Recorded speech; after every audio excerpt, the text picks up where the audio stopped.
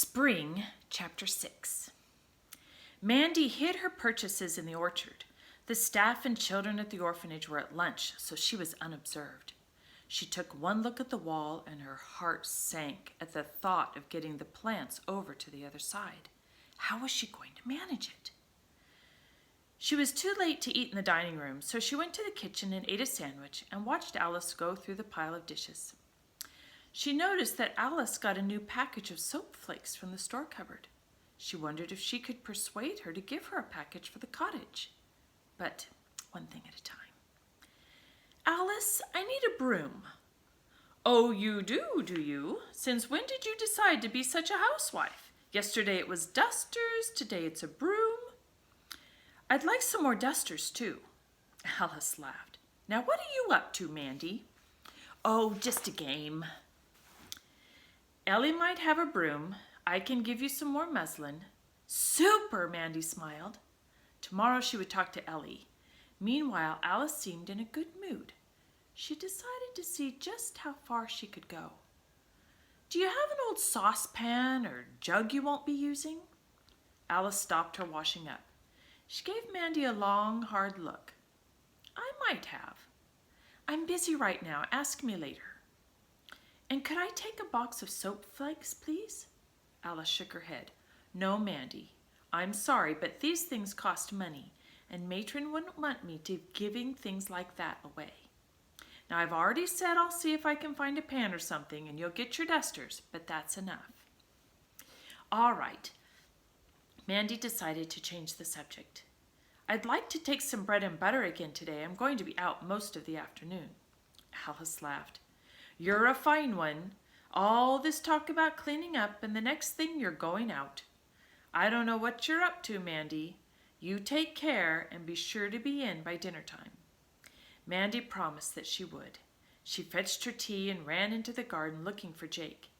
She found him about to cut the edges of the front lawn. Hello, Mandy. You brought the rake back. I'm very pleased. I was wondering, Jake, could I please borrow the fork again? Just today. I don't need the rake, just the fork. I didn't quite finish yesterday. I don't see why not. How's the project coming along? Fine, Mandy smiled at him.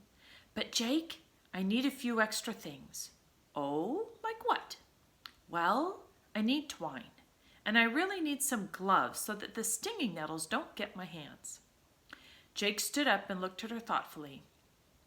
This seems a very big thing you're doing. What is it, Mandy? Where is it?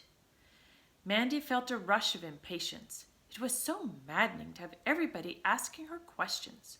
She wished she didn't need to let anyone know that she was doing anything. I don't want to talk about it yet, she murmured. Wherever it is not around here, Jake said emphatically. We don't have a stinging nettle on the property. You'd better take care, my girl. Come on, I'll find you some twine. Mandy trotted along beside him. He went into the potting shed and took down a ball of twine from a shelf.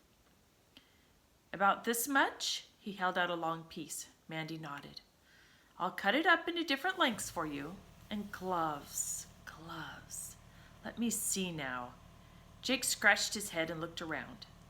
Mandy's attention was caught by a large coil of rope hanging on a nail. If she could borrow it, she could use it to tie around her box of seedlings and pull them over the wall.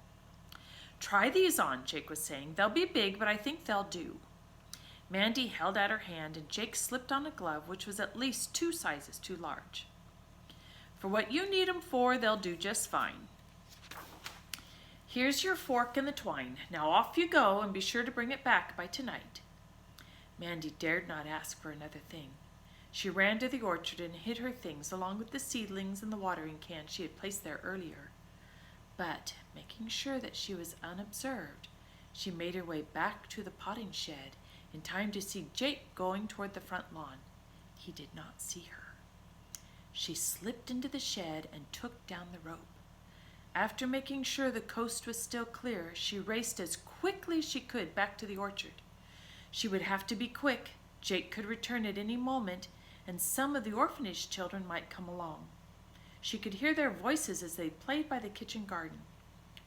She took hold of the fork, stood back, and hurled it as hard as she could over the wall. She heard it land with a clatter. Next, she took up the watering can and threw that too. Because it was plastic, she didn't think it would be damaged just this once. She tucked the twine and the gloves in her blouse. Unfolding the long piece of rope, she tied one end of it twice around the box of seedlings, trying to tie the knot in the very center. Then, taking careful aim, she threw the other end at the overhanging branch of the apple tree. After a couple of attempts, it went over and swung loosely. There was no one in sight. Mandy scrambled as quickly as she could to the top of the wall. She was in such a hurry and so anxious not to be seen that she scraped her knees and her hands. Very gently, she took hold of the rope and drew the box up toward her. It swayed and bumped against the wall, and, for one heart-stopping moment, Mandy felt she would lose all her plants. Some of the packed earth spilled to the ground.